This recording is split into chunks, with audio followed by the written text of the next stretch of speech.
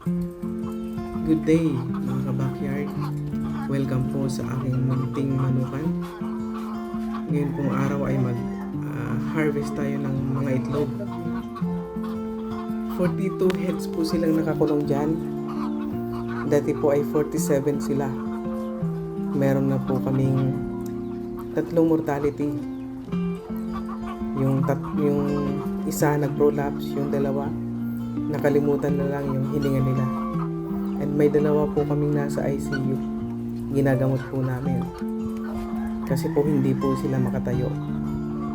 So patuloy po ang gamutan namin sa kanila para sila ay mapakinabangan pa. And maganda po ang production nila ngayong araw. 37 pieces po ang nakolekt ko. And sa bilang po nila, 42 heads. And 37 po sa kanila ay nangingitlog. Maganda na pong bilang yun. Maganda na pong production. Kung minsan po ay nag-38 pa ang nakolekt ko dyan noong mga nakaraang araw. So nawa po ay ma-inspired kayong mag-alaga din ng paitloging manok. Maganda po ito kasi araw-araw kang nagpapakain sa kanila. Araw-araw din sila na nagbibigay ng kanilang mga itlog. Yan po. Masaya po ang mag-alaga ng mga paitlog ng manok. Lalo na kung nag-harvest na po kayo.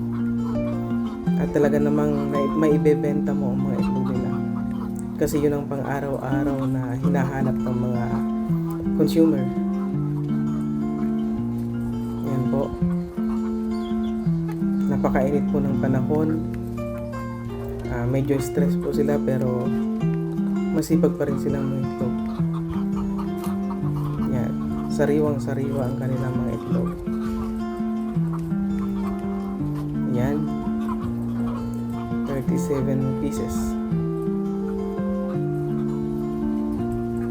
God bless po sa inyo mga ka-backyard.